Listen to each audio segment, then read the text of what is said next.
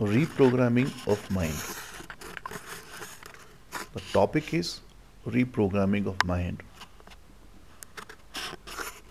Our body is moving computer और a super computer. हमारा शरीर चलता फिरता एक सुपर कंप्यूटर है. जिस तरह से एक नया कंप्यूटर जब आप परचेज करते हैं, एक बहुत महंगा कंप्यूटर आप खरीदते हैं, तो उसमें आप कुछ प्रोग्राम्स इंस्टॉल कराते हैं अपनी ज़रूरत के हिसाब से.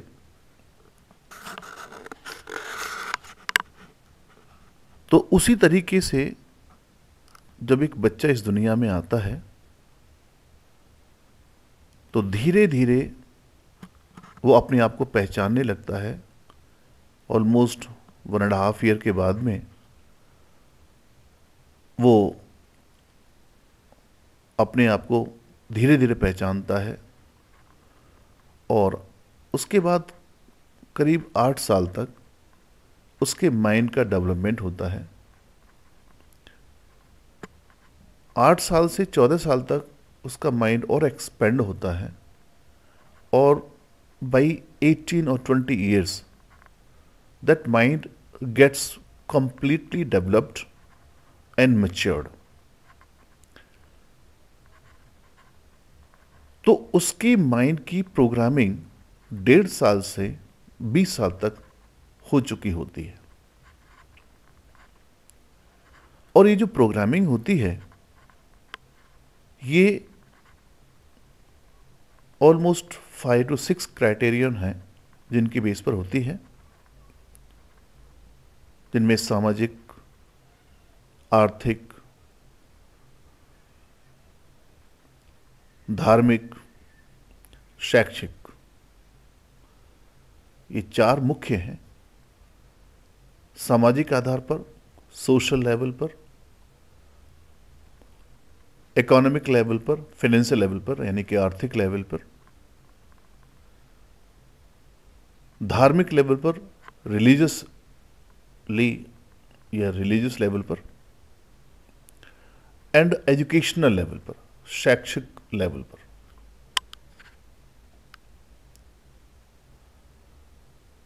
तो ये 4 मुख्य माध्यम होते हैं जिन पर हमारा माइंड प्रोग्राम्ड 20 साल तक होता है. और फिर सारी उम्र हम 20 साल के बाद जो भी उम्र हम जीते हैं उन रेफरेंसेस के बेस पर ही लाइफ में डिसीजंस लेते हैं. सक्सेसफुल होते हैं या फेल होते हैं ये उस प्रोग्रामिंग पर डिपेंड करता है.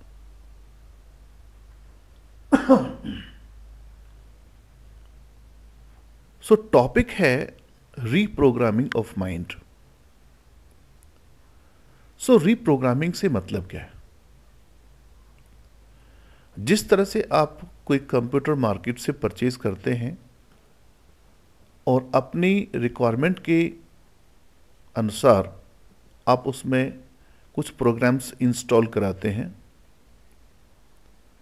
लेकिन अगर आपकी यूटिलिटी बढ़ जाती है और कोई पुराना प्रोग्राम जो आपने इंस्टॉल कराया है वो काम नहीं करता, तो आप क्या करते हैं, उस पुराने इंस्टॉल्ड प्रोग्राम को आप अनइंस्टॉल्ड कराते हैं यानी डिलीट करा देते हैं और फिर उसकी जगह आप दूसरा नया प्रोग्राम इंस्टॉल कराते हैं.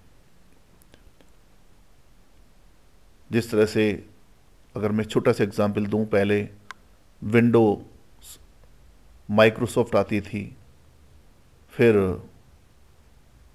2003 आई, 2000 आई, फिर विंडो 7 है या विंडो अब 8 आ रही है.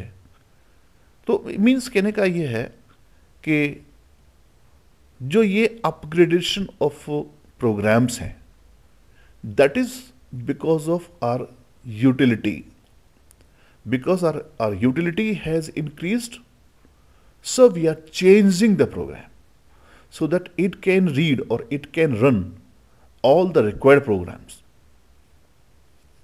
तो हमें अपनी जो बेसिक प्रोग्रामिंग होती है वो चेंज करने की ज़रूरत होती है।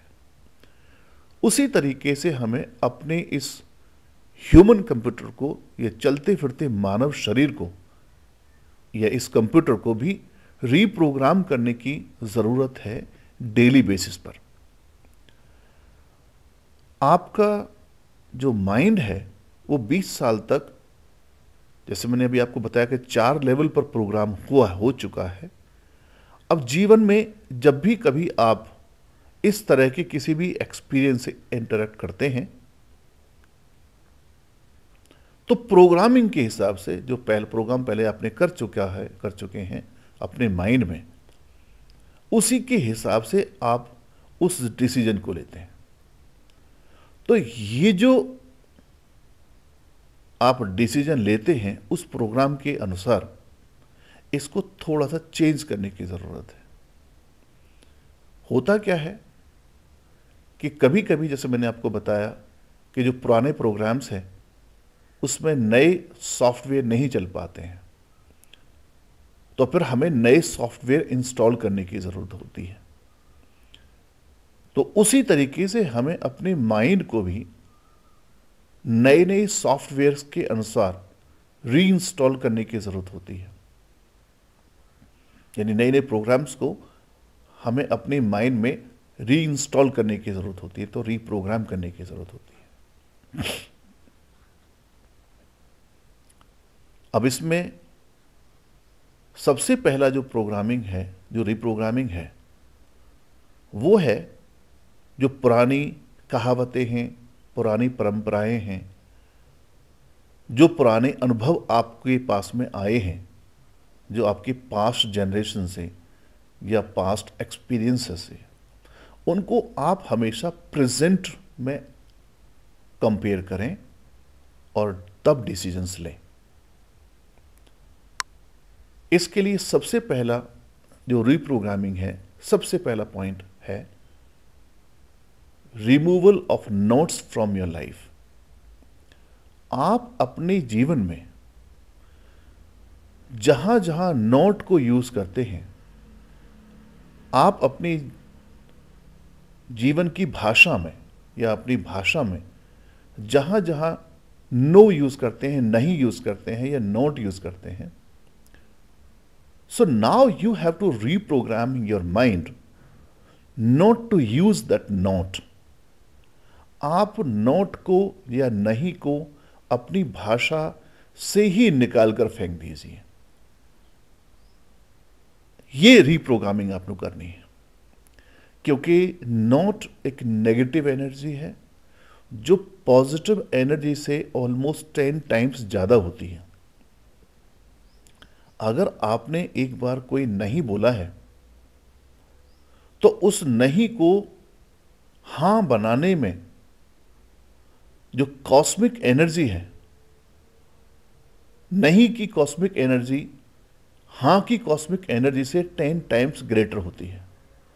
तो अगर आपने कहीं नहीं बोला है, तो ध्यान रखिए वो लाइफ में आपके नहीं आएगा जरूर। अगर आप कहते हैं मैं आपको लाइक नहीं करता हूं, तो ध्यान कीजिए या याद रखिए, आप सारी जिंदगी उस नहीं में ही रहेंगे और वो व्यक्ति आपकी लाइफ में हमेशा रहेगा। इसलिए कहा जाता है कि दोस्त और दुश्मन हमेशा दिल की गहराइयों में रहते हैं। तो इसका मतलब क्या है? इसका मतलब है कि negative energy 10 times is greater than the positive energy. जितनी गहराई में आपका दोस्त रहता है आपके दिल में, उतनी उससे भी ज़्यादा गहराई में आपका दुश्मन रहता है। इसलिए आप जब बोलते हैं ना कि मैं तुम्हें बहुत नफरत करता हूं, तो जो बहुत शब्द है ना, नफरत वाला शब्द, वो प्यार से बहुत गहरा होता है। आप किसी दोस्त को एक बार भूल जाते हैं दोस्त की दोस्ती को भूल सकते हैं, तो यानी प्यार को भूल सकते हैं, लेकिन आप किसी दुश्मनी को नहीं भूल पाते। किसी नेगेटिव एनर्जी है वो, दुश्मनी को नहीं भूल पाते, उस दुश्मन को नहीं भूल पाते। तो ये चेंज हमें अपनी लाइफ में लाना है कि we have to remove the notes from our life. और जैसे जैसे धीरे धीरे हम अपनी लाइफ से नोट को रिमूव करते चले जाएंगे, हमारी लाइफ में पॉजिटिविटी या पॉजिटिवनेस या cosmic energy which makes you happy will start gathering together, will start surrounding you। तो इसलिए सबसे पहले आपको अपनी लाइफ से नोट्स को रिमूव करना है, चाहे वो भाषात्मक लेवल पे हो, भाषा के अंदर हो, या आपके वो एक्शन लेवल पे हो, कर्म के लेवल पर हो। ना दूसरा जो परिवर्तन है जो बहुत इंपॉर्टेंट है, जिसको रीप्रोग्रामिंग कह सकते हैं, reprogramming of mind, that is suffering from the prejudice. आप अपने जीवन में हमेशा pre conceived opinion about anybody before actually he has met you or he has reacted on your actions, इससे सफर करते हैं। इसको मैं समझाता हूं। What is prejudice? Prejudice, the dictionary meaning of prejudice is the preconceived opinion about anybody before actually he has reacted or he has come in contact with you।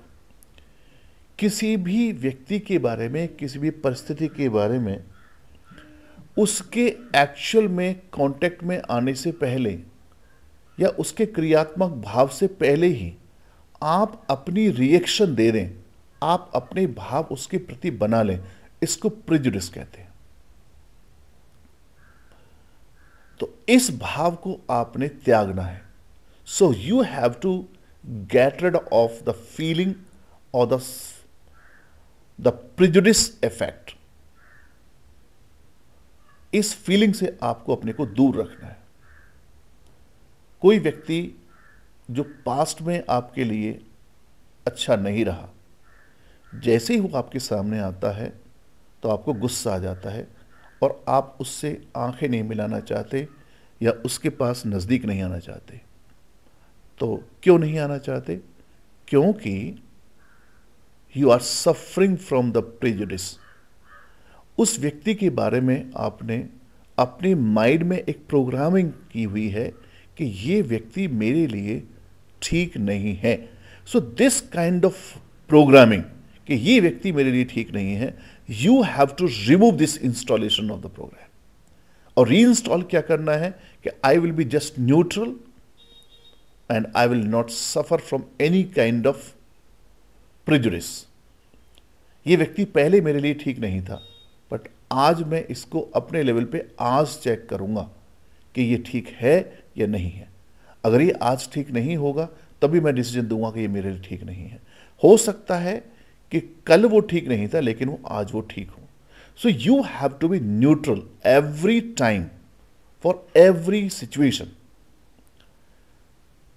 We always think about the past और the future and we never remain in the present.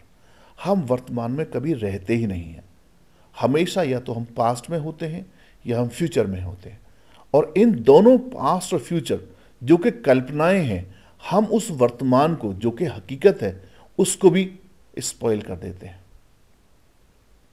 ये बहुत बड़ी बात है, इसको ध्यान से सुने कि हम अपने वर्तमान को जो वास्तव में जीवन है, जिसके लिए आप इतना स्ट्रगल कर रहे हैं, उसको आप कल्पना में व्यतीत कर देते हैं। या तो आप पास्ट में होते हैं या आप फ्यूचर में होते हैं, आप वर्तमान में कभी होते ही नहीं हैं। So you have to learn to live in present. और उसके लिए सबसे रीप्रोग्रामिंग क्या करनी है? सबसे बड़ी, you have to abandon the feeling of prejudice, or you have to abdicate the feeling of prejudice. आपको उस हैबिट से ऊपर आना है कि you will not be suffering from the prejudice. आप हमेशा वर्तमान में रहिए, उस प्रेजेंट के क्षण को जिएं, उसको ऑब्जर्व करें, वो दुखदाई है या वो सुखदाई है। पहले से ही आप अपनी कल्पना ना लगाएं या उसका अंदाजा ना लगाएं, गैस ना करें कि ये दुखदाई हो सकती है या ये सुखदाई हो सकती है। सो सेकंड जो पॉइंट हो गया, that is the you have to get rid of the feeling of prejudice. Now third point,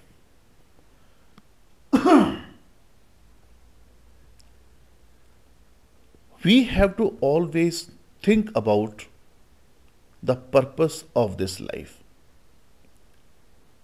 हमारे जो जीवन का उद्देश्य है वो क्या है, उस पे हमें ध्यान देना है।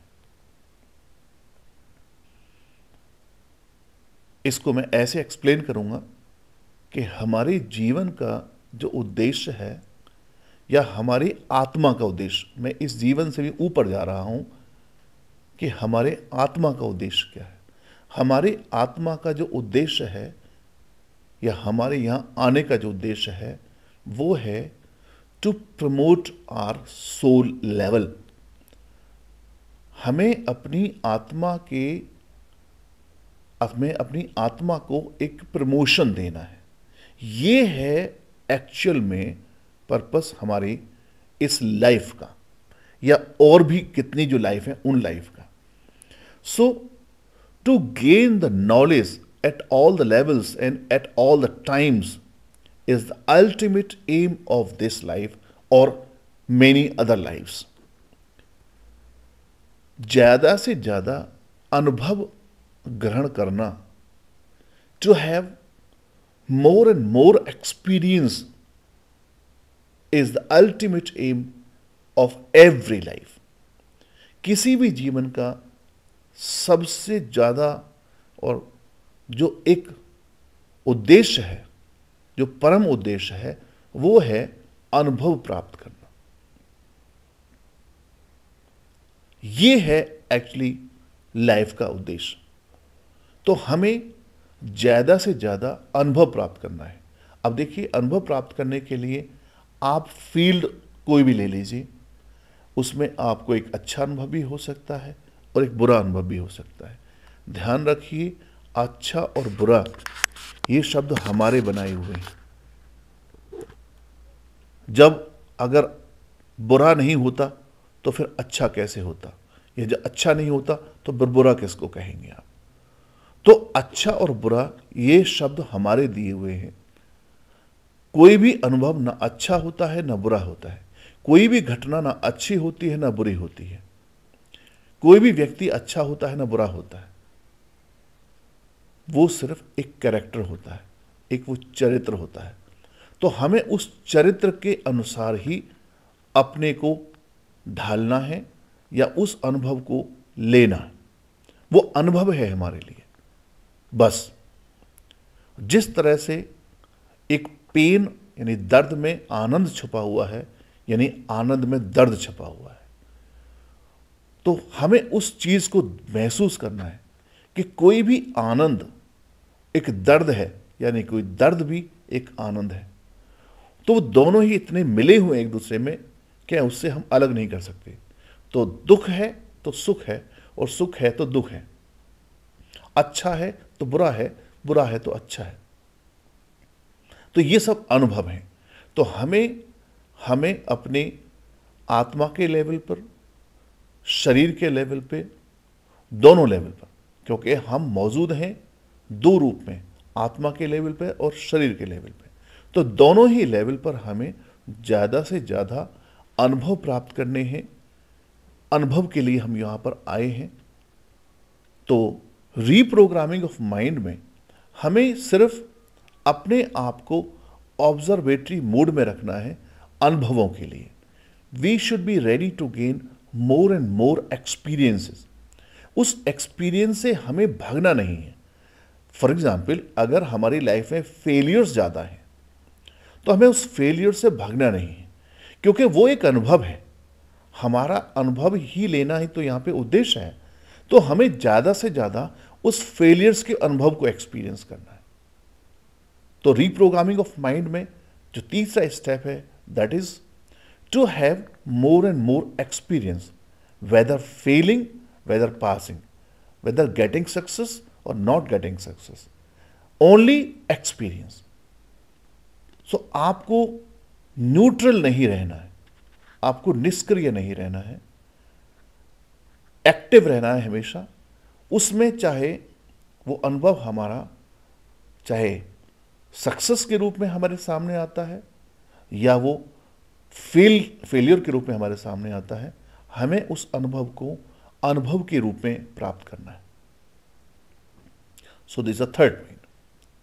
Fourth point of reprogramming the mind,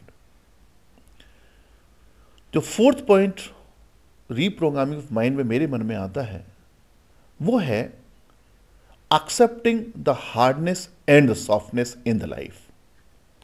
हम अपनी लाइफ में हार्डनेस और सॉफ्टनेस को एक प्रॉपर कोऑर्डिनेशन में या एक प्रॉपर सिंक्रोनाइजेशन में एक्सेप्ट कर लें।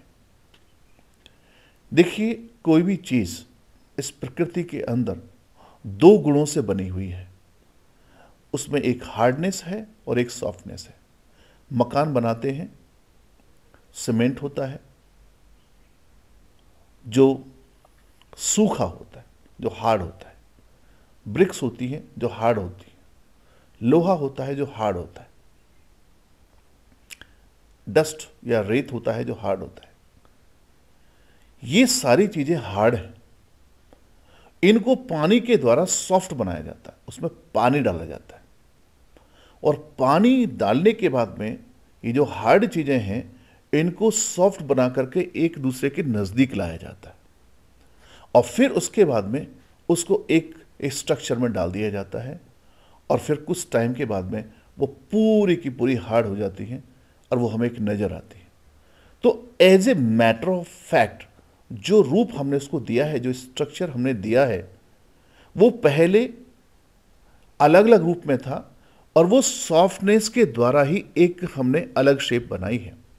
तो इसलिए अगर हमें लाइफ में तरक्की करनी है, अगर हमें लाइफ में अपने आप को प्रमोट करना है, इस आत्मा को अगर हमें प्रमोट करना है, क्योंकि यही तो एम है कि हमें आत्मा को हर जीवन में प्रमोट करते चले जाना है, यही तो इसका मकसद है। तो उसके लिए हार्डनेस और सॉफ्टनेस दोनों का ही प्रॉपर कॉम्बिनेशन बहुत ज़रूरी है। इसलिए जो अनुशासन है, अनुशासन क्या बताता है, वो भी अपने आप को एक हार्डनेस और सॉफ्टनेस का कॉम्बिनेशन बताता है। जीवन में आपको सख्त भी रहने की ज़रूरत है, स्ट्रिक्ट भी रहने की ज़रूरत है और सॉफ्ट भी रहने की ज़रूरत है। जो व्यक्ति सिर्फ स्ट्रिक्ट होते हैं, सॉफ्ट नहीं होते, वो टूट जाते हैं, और जो व्यक्ति सॉफ्ट होते हैं, स्ट्रिक्ट नहीं होते, वो प्रोग्रेस नहीं कर पाते या वो उनकी लाइफ बिल्कुल पैरालाइज्ड होती है। क्योंकि जो सॉफ्ट रहेगा वो खड़ा तो कभी हो ही नहीं सकता, तो वो हमेशा नीचे पड़ा रहेगा। तो वो व्यक्ति भी तरक्की नहीं कर सकता जो हमेशा सॉफ्ट बना रहता है, और वो व्यक्ति भी तरक्की नहीं कर सकता जो हमेशा हार्ड बना रहता है।